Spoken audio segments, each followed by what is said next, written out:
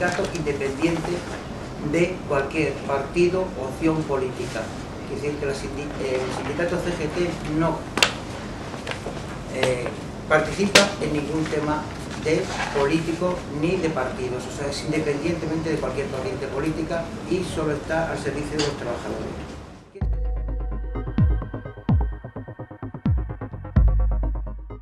La CGT es un sindicato asambleario y autogestionario, quiere decir que todas las decisiones de las secciones sindicales, las federaciones locales o los sindicatos de rama toman sus propias decisiones siempre que estén de acuerdo, claro, con los estatutos de la CGT. Es decir, que en este caso también la sección sindical del aeropuerto de la CGT toma sus propias decisiones de acuerdo con los estatutos de la CGT, pero que nadie va a intervenir en sus temas de decisiones.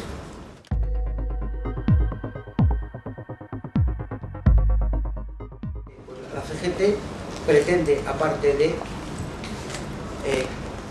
ayudar a los trabajadores, cambiar la sociedad. No solo es un sindicato que pretende dar cobertura legal o sindical de acciones a los trabajadores, sino que quiere cambiar la sociedad, lucha por una sociedad más justa y más igualitaria. Las señas de identidad de la CGT son muy claras. Nosotros somos un sindicato horizontal, no tiene nada con vertical. La CGT no tiene ejecutivas, no tiene mandos, no tiene nadie. La CGT toma todas sus decisiones en la asamblea de los trabajadores y es horizontal. Todo el mundo participa en las decisiones.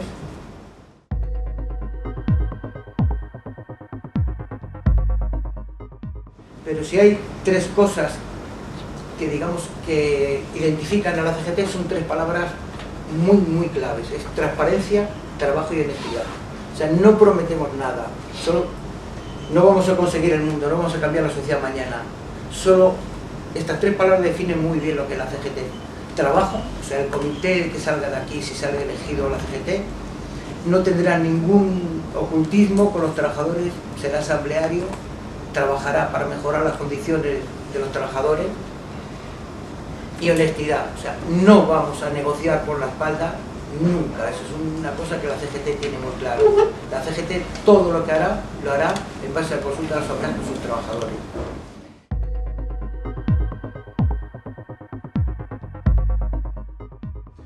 Bueno, la privatización de Renfe empezó en los 80 con un juego que se inventaron los políticos de aquella época, que fue la división de la empresa Renfe en 11 unidades de negocio, que les llamaban.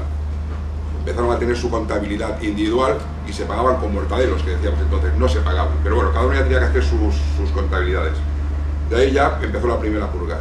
Los servicios que no eran rentables, según entienden ellos, porque nosotros entendemos que la empresa pública siempre debe ser deficitaria, porque lo que tiene que hacer es dar un servicio a la sociedad, pues ya fueron eliminando servicios como fue la paquetería por ferrocarril, la vigilancia o servicios de vigilancia, que antes Renfe tenía sus propios vigilantes jurados, o lo que le llamamos guardas jurados, como se llamen, y todo esto ya lo fue externalizando.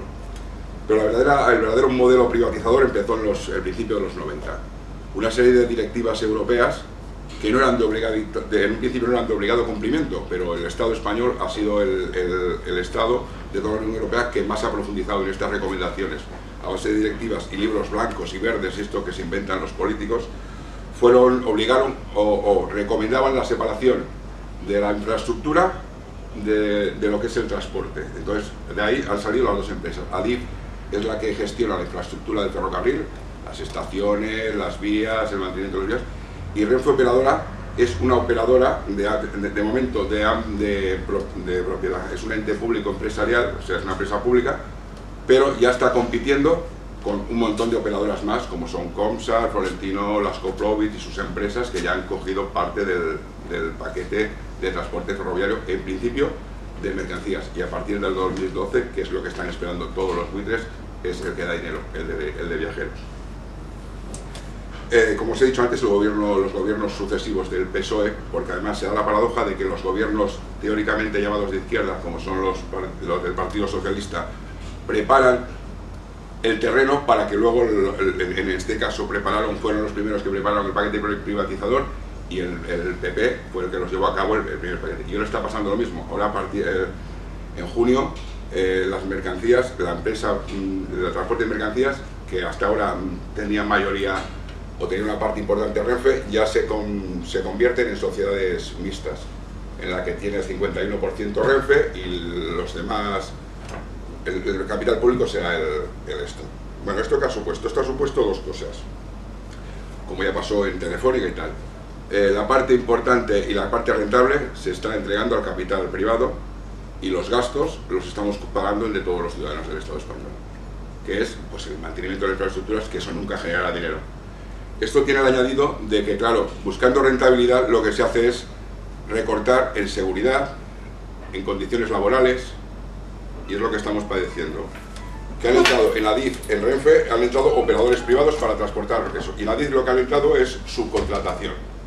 La subcontratación ha supuesto la precarización de las condiciones laborales y económicas de los trabajadores. Están haciendo nuestro mismo trabajo, cobrando 400 euros menos al mes, teniendo 5 días menos de vacaciones al año, teniendo 4 días menos de asuntos propios de libre disposición al año. Todo eso es dinero, evidentemente, todo eso son condiciones. Pues eso es lo que estamos. Y los chicos, los muchachos, son gente más joven que nosotros, trabajan tanto o más, están mucho más formados en la mayoría de los casos, porque son las generaciones jóvenes han estudiado mucho más que los que somos los veteranos, y están cobrando y tienen peores condiciones que nosotros. Esto es lo que se está pretendiendo en la transformación, en la privatización de los servicios públicos. No sé si el modelo que intentarán aplicar aquí nadie ha parecido, pero para que veáis, porque nuestro tampoco ha sido calcado del de Telefónica, pero bueno, empezaron con Telefónica, que era una empresa rentable, y habéis visto lo que está, que ahora están diciendo que sobran 6.000 tíos más, después de haber entregado la gran parte del pastel a la empresa privada, a los amigos de los políticos. Vosotros dice que le sobran 6.000 trabajadores, que no sobran, serán subcontratas que trabajarán el trabajo de estos trabajadores en peores condiciones y con peores salarios.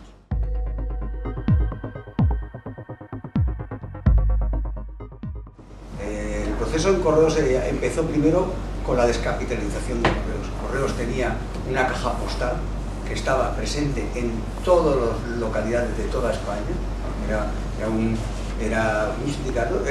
Era una actividad que movía mucho dinero en aquella época, y lo primero que se hizo fue crear un grupo, se llamó Argentaria, que se llevó toda caja postal, se llevó también los edificios públicos de Correos, y ese grupo se lo acabó dando al Banco Bilbao Vizcaya, creando estas dos entidades que en el fondo se reparten todo, que es el Santander Central Hispano por un lado y el Bilbao Vizcaya. O sea, en el fondo estos son los dos grandes grupos que controlan todo el proceso económico de este país. Entonces, con esto de alguna forma cercenaban el crecimiento de la empresa, que dejaban sin el dinero para poder ofrecer, por supuesto, una modernización del servicio. El segundo paso que hicieron fue la red de transporte, la desmontaron. El transporte se hacía a través de Renfe. Entonces Correos es una empresa de transporte porque hace paquetería, y en cambio no tiene vehículos propios. Toda la red de transporte son ofertas que se dan, mientras, como normal, para hacer el transporte, las conducciones, pues bueno, van saliendo, y cada vez es más barato el que se ofrece, y los que están trabajando es en precario, también ponen ellos su furgoneta. Pasa como en toda la paquetería que hay a nivel general, ¿no? Que se ha ido desmontando las redes de transporte. Entonces ya tenemos una empresa de transporte que no tiene red de transporte, o una empresa que ya no tiene forma de capitalizar. El tercer proceso ha sido ya, Correos, éramos 60.000 funcionarios solamente hace unos 30 años. Yo llevo trabajando desde el año 75, con 18 años. De 60.000 funcionarios, en este momento quedamos solamente 15.000. La opción de Correos ha sido, en vez de no dar ningún futuro, no ofrecer ningún futuro, y que seamos los propios funcionarios los que vayamos renunciando a nuestra condición, yéndonos a otra parte del Estado. Entonces, por ejemplo, solamente hace 2 meses cerca de 4.000 carteros han ido a parar a la Seguridad Social, 500 en Barcelona, por ejemplo. Entonces, claro, la empresa, al no crear en estos 15 años se ha ido introduciendo la sensación de que aquí no hay ningún futuro, y entonces Correos ha optado porque en vez de tomar decisiones, por ejemplo, como fue en Alemania, que a los funcionarios ya hace 15 o 20 años les ofrecieron dinero a cambio de renunciar a su condición de funcionarios y seguir trabajando, pues aquí simplemente se ha dejado, y entonces que cunda, que sea a nivel personal el que uno vaya buscando la salida. Por supuesto, en el momento en que los funcionarios sean mínimo, la asistencia a funcionarios será cuando habrá el último gran proceso privatizador. Mientras tanto, por ejemplo, los servicios de correos, igual que se ha hecho en Renfe, se han ofrecido a otras empresas. Por ejemplo, Correos ya no va a buscar la correspondencia. Hace años que hay empresas intermediarias que son los que van a buscar la correspondencia a las empresas, a los clientes, son los que franquean, y ya Correos se le llama el correo franqueado. Claro, estas empresas, las más importantes de ellas, fueron las que acabaron creando Unipost, que es ahora es el correo que hay, digamos, la empresa de correo más importante privada. Unipost está participada, está controlada por el Correos alemán. Mientras el Correos alemán y el Correos francés ha ido o apostando por empresa, y ha ido ganando campos a nivel internacional, aquí no ha habido ninguna apuesta por empresa, todo lo contrario, se ha ido desmontando. Entonces aquí, por ejemplo, Correos alemán controla transporte en la Guipuzcoana, que lo compró Correos alemán.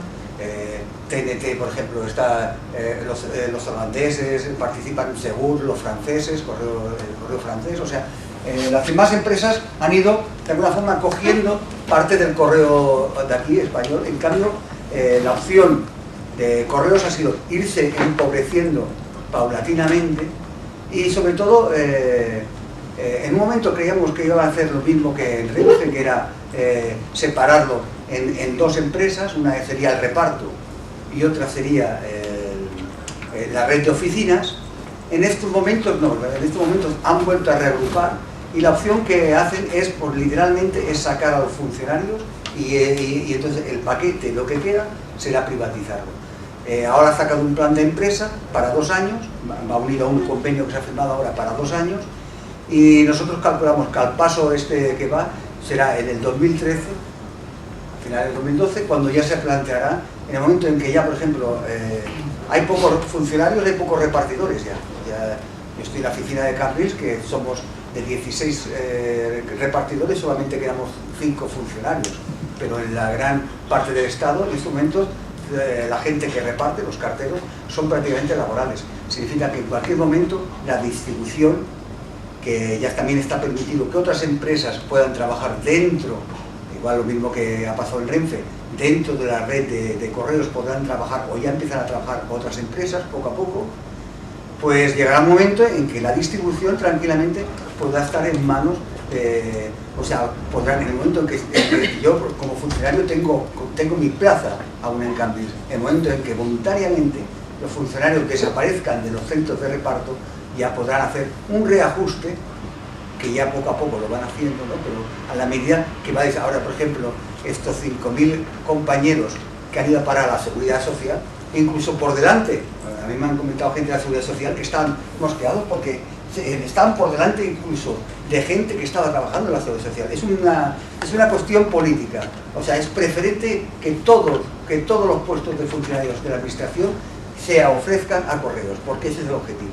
En pocos años hacer lo posible para que no quede, y en ese momento será cuando ultimarán el proceso de privatización. Es un tanto diferente en principio que los otros, pero bueno, en el fondo es el mismo objetivo, es entrar a la precariedad. Ahora, por ejemplo, los puestos de laborales que se ofrecen ya es a tiempo parcial, es fijo discontinuo, o sea, de puestos que eran funcionarios, ahora en estos momentos ya se ofrecen la misma precariedad que puede haber ya en el mercado de trabajo de la empresa privada. Bueno, este es un poco el proceso en el que vamos viendo todo. Gracias por su presencia.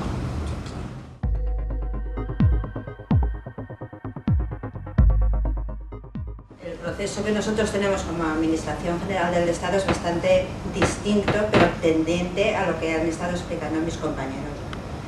Nosotros aún no tenemos planes de privatización, tenemos externalización de servicios. Eso quiere decir, de golpe sopetón nos damos cuenta que hay un chico que va vestido con un mono y que está llevando el mantenimiento de la administración pública, porque se ha externalizado el servicio de mantenimiento.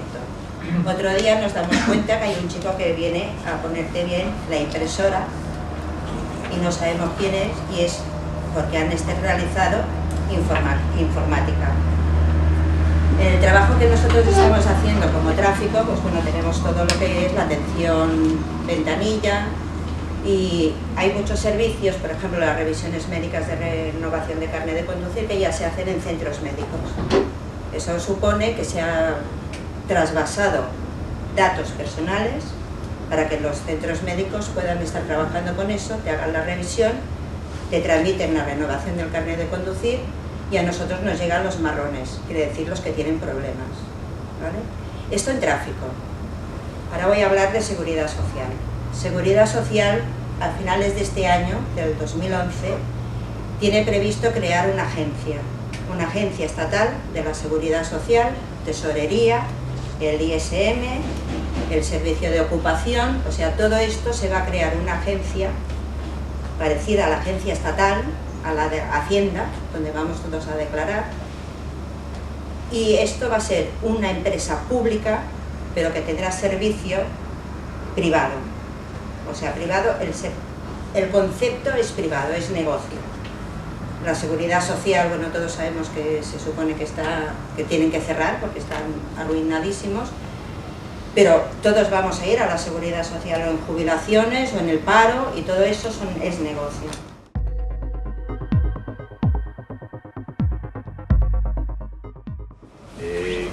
Explicaros que detrás de todo esto que estáis escuchando, y que vengan compañeros de otras empresas con problemáticas similares, para nosotros hay una lógica. Con la CGT AENA ya hemos hecho esto más veces y en más centros.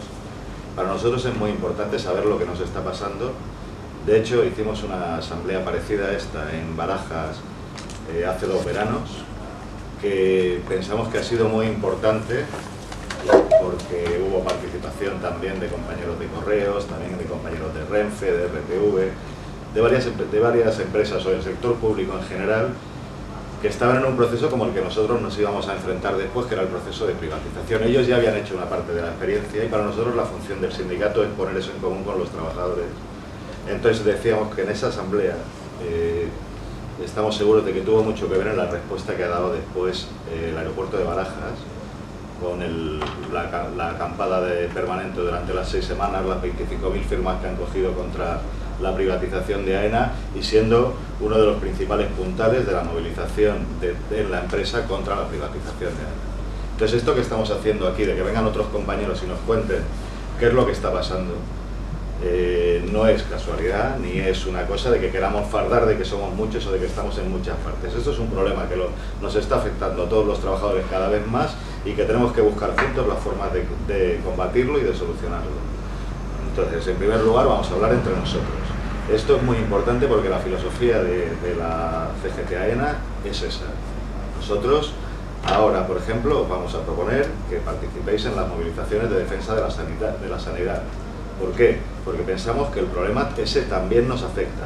Porque pensamos que si nosotros nos movilizamos desde aquí, también estamos poniendo las bases para solucionar nuestro problema en AENA. No solo vamos a ayudar a los compañeros de sanidad solidariamente, no solo vamos a defender el servicio público, sino que también vamos a poner las condiciones aquí para estar activos, para parar lo que se nos está viniendo encima. Entonces, de la privatización de AENA se lleva hablando desde muchísimo tiempo.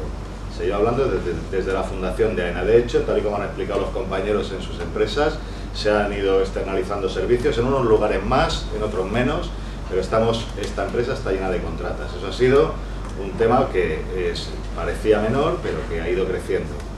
Ese tema se ha ido denunciando, eso, bueno, no se trata de decir quién ha hecho qué, pero se ha ido intentando enfrentar eso, pero de hecho ha seguido adelante. Ese ha sido uno de los primeros procesos. También nos han cambiado todo el lenguaje, que esto era antes un servicio público y todo el mundo tenía claro que era un servicio público. Ahora ya nadie habla de servicio público. Ahora esto es un negocio y hablamos de rentabilidad y nos acostumbramos a pensar en términos de productividad y de eficiencia. Esos son términos empresariales que ellos utilizan pues, por sus fines, ¿no? Toda esta operación que están haciendo, no lo olvidemos, es únicamente para, a costa del dinero público y del patrimonio de todos, engordar los beneficios empresariales. Ahora lo están haciendo más aceleradamente por la crisis económica, pero eso llevan muchos años haciendo. Entonces ahora vienen, las tijeras son más grandes y son más evidentes. Entonces, el enfrentamiento contra la privatización de AENA, cuando ya empezaron a anunciarla, ¿qué característica ha tenido? Pues ha tenido la característica de que nadie hacía nada. Cuando nosotros, los de CGT, íbamos a diferentes sitios a intentar hacer asambleas, no venía nadie, venía poca gente. Cuando decíamos hay que luchar contra la privatización, pero es que no se sabe nada, no hay ninguna novedad. Bueno, claro, esto ya, ¿qué novedades te van a decir? El enemigo no te va a decir cómo te va a atacar. Pero nos tenemos que preparar, ¿sí o no? Bueno, eso no se hizo. Hubo un proceso muy importante de ataque a los controladores aéreos, en el cual nosotros tomamos posición. Y además nosotros pensábamos que ellos también son trabajadores de la empresa y queríamos contar con ellos en una huelga que estaba prevista para hacer en las navidades pasadas y que en teoría tendría que confluir todo el sindicalismo de AENA. Bueno, eso debido a que el ataque fue muy fuerte, ellos se encontraban permanentemente aislados y también debido a la debilidad de la CGT, que es numérica, pues el ataque se concretó y los controladores tomaron por su cuenta, hicieron una acción desesperada que el sindicalismo mayoritario aprovechó para desmovilizar. Eso sucedió a partir del 3 de diciembre del año pasado, cuando empezó la campaña del gobierno diciendo que los controladores eran poco menos que Bin Laden y que estaban robando a los españoles y que eran unos sinvergüenzas, que había que meterlos en la cárcel porque habían hecho una huelga. Eso contó con el apoyo por la vía masiva, como toda la política de privatización de AENA, de las direcciones sindicales mayoritarias, porque ellos entraron también en ese discurso.